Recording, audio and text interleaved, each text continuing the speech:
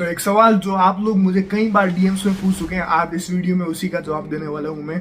ज्ञान मार्ग, कर्म मार्ग या भक्ति मार्ग, कौन सा मार्ग है आपके लिए सही, या फिर कलयुग के टाइम में किस मार्ग को फॉलो करके आप लोग भगवान को प्राप्त कर सकते हैं, या फिर इन तीनों ही मार्गों का आखिर सार है क्या, इन सभी के बारे में जानने वाले हैं। और हाँ, आज का वीडियो वाकई में खास होने वाला है। जो भी लोग आजकल इन मार्गों के बारे में पूछ रहे हैं या फिर जानना चाहते हैं, उनके लिए सारा कंफ्यूजन दूर होने वाला है। तो वीडियो को एंड तक जरूर से देखिएगा। तो जय श्री राम दोस्तों, तो आप सभी का, जैसे कि मैंने कहा, आपका सवाल रहता है डीएम्स में, आप वो कई बार पूछ चुके हैं कि आखिर कौन सा मार्ग हमें फॉलो करना चाहिए या फिर कौन सा मार्ग सही है। कई सारी ऑर्गेनाइजेशंस भी हैं जो कि इन अलग अलग मार्गों के बारे में बताती भी हैं। तो आज जानते हैं इनकी रियलिटी। तो सबसे पहले बात करते हैं कि आखिर ये तीनों मार्ग हैं क्या, है ना।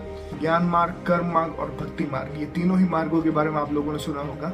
पर अगर हम एक्चुअल थिंग में जाएं, अगर इनको थोड़ा डीप में समझें, तो ये तीनों ही चीजें आपस में जुड़ी हुई है। जैसे देखें, हम अगर प्रकृति में देखेंगे आप, तो पूरी प्रकृति और हमारे ह्यूमन बॉडी भी पंच तत्वों से बना है ना। और अगर इनमें से एक भी तत्व को निकाल दिया जाए, जैसे मान लो अग्नि तत्व या फिर वायु तत्व को निकाल दिया, तो कोई भी काम का नहीं ये बॉडी, है ना, ये कोई भी फंक्शन नहीं कर पाएगा। वैसे ही ये मार्ग भी है। अगर आप लोग इसको थोड़ा सा डिटेल में समझेंगे, कैसे, इसको थोड़ा एग्जाम्पल से समझते हैं। उदाहरण के लिए हम लोग अर्जुन को लेते हैं या फिर हनुमान जी को लेते हैं, है ना। हनुमान जी को देखते हैं, हनुमान जी किस मार्ग को फॉलो कर रहे हैं। अगर हम देखें कि अगर उनकी पूरी लाइफ को देखें, तो हम उनमें देखेंगे उनमें कर्म भी है, क्योंकि जब वो कर्म कर रहे हैं तब उनको ज्ञान प्राप्त हो रहा है, जब ज्ञान प्राप्त हो रहे हैं तब वो भक्ति कर पा रहे हैं। ये तीनों ही चीजें आपस में जुड़ी हुई है। जैसे उदाहरण के लिए देते हैं, अगर हम हनुमान जी की स्टोरी देखेंगे, तो जब पहली बार वो भगवान श्री राम से मिले, तो वो कर्म कर रहे हैं, हमेशा अपना कर्म किए जा रहे हैं, और कर्म से उन्हें ज्ञान प्राप्त हो रहे हैं ना। कर्म से उन्हें प्राप्त होते हैं भगवान श्री राम, उनसे उनके गुण पता चलते हैं उनको। उसके बाद वो उन गुणों को प्रेज करना शुरू करते हैं, उनकी स्तुति करना शुरू करते हैं, जो कि हो जाता है भक्ति मार्ग। अगर आप ध्यान से देखेंगे, तीनों ही चीजें आपस में इंटरलिंक है। इन तीनों में से अगर एक को भी निकाल देंगे तो दूसरे का कोई फायदा नहीं रहेगा। और जहां तक मुझे लगता है, ये नाम भी देना एक तरह से अलग चीज है। अगर हम वैदिक टाइम में ऋषि मुनियों को देखेंगे, तो कभी भी ऐसा नहीं होगा कि ये ऋषि वैदिक, ये ऋषि भक्ति मार्ग को फॉलो कर रहे हैं, ये ज्ञान मार्ग को फॉलो कर रहे हैं, ये कर्म मार्ग को फॉलो कर रहे हैं। क्योंकि अगर आप लोगों के पास ज्ञान नहीं होगा तो सही कर्म नहीं कर पाएंगे, सही कर्म नहीं कर पाएंगे तो भक्ति ऑटोमेटिक नहीं आ पाएगा। तो ये तीनों ही चीजें इंटरलिंक हैं। इसको अलग करने का मेरे ख्याल से अगर कोई करता है तो वो सिर्फ और सिर्फ बेवकूफी है, उसमें कोई भी फायदा नहीं है। आप फिर से समझ लीजिए एक बार, देखिए, अगर आपके पास कर्म है तो कैसे कर्म है, सही ज्ञान होगा तभी तो सही कर्म कर पाएंगे, और सही कर्म कर पाएंगे तभी हमें भक्ति प्राप्त हो पाएगी, हमको पता चल पाएगा।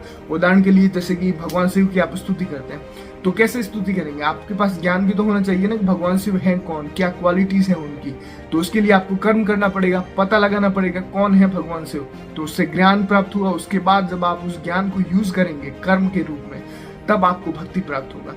तो उम्मीद करता हूँ ये बहुत, देखो, सिंपल कॉन्सेप्ट है। होता क्या है ना, कलयुग में हर सिंपल चीज को, हर ओरिजिनल चीज को ऐसे भ्रमित करने की कोशिश की जाती है, उनको अलग अलग चीजों में बांट के, जबकि एज ए होल में है। इनको पूरा, मतलब आपको जाने की जरूरत नहीं है कि अभी मैं ज्ञान मार्ग पे जा रहा हूँ, अभी मैं कर्म मार्ग पे जा रहा हूँ। ये ऑटोमेटिक प्रोसेस है अगर आप सही कर्म पे चलते रहेंगे।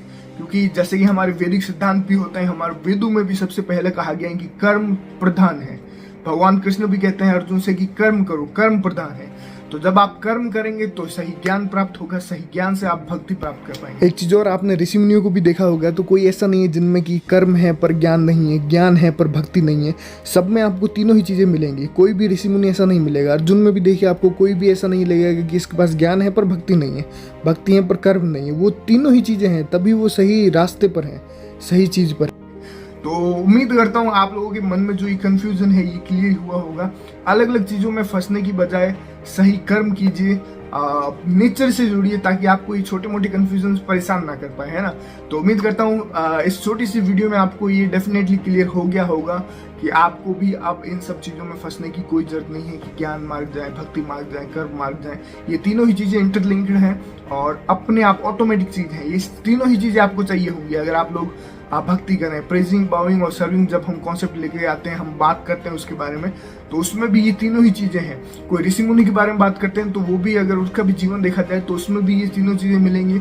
चाहे हम अर्जुन के बारे में बात करें, मीरा के बारे में बात करें, किसी भी भक्त के बारे में आप बात कीजिए, तीनों ही चीजें मिलेंगी। ऐसा कोई भी नहीं है कि कोई सिर्फ भक्ति मार्ग को फॉलो कर रहे हैं, मैं तो सिर्फ कर्म। अगर वो भक्ति कर रहे हैं तो भक्ति का ज्ञान कहाँ से आया? कर्म से। वो सारी चीज ऑटोमेटिक है। तो उम्मीद करता हूँ ये सिंपल कॉन्सेप्ट आप समझ गए होंगे और अब आगे से इसमें कंफ्यूज नहीं होंगे। और खैर बाकी इस प्लेलिस्ट की और वीडियोस भी देख सकते हैं जहाँ पे मैंने काफ़ी सारे इंपॉर्टेंट और इन्फॉर्मेटिव टॉपिक को कवर किए हैं, तो डेफिनेटली इस चीज़ को चेकआउट कीजिए। बाकी चैनल पर नए हैं तो सब्सक्राइब कर सकते हैं और डिस्क्रिप्शन में बाकी सारे इंपॉर्टेंट लिंक्स अवेलेबल हैं। शुक्रिया।